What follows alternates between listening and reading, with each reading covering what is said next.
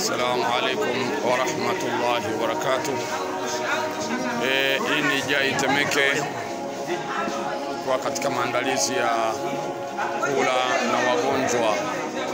Hizi ni harakati za kuandaa chakula kula na wagonjwa katika hospitali ya Temeke.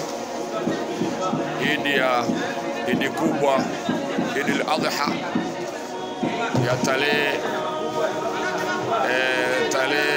7 mwezi wa 6 mwaka 2025. Hii ni siku ya Idi, kwa hiyo yanaandaliwa ni maandalizi ya kwenda kula na wagonjwa.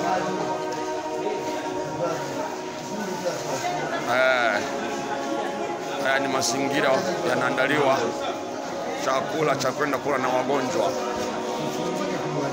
Hii ni Jai Temeke kutoka katika viwanja vya Temeke katika maandalizi ya kula na wagonjwa.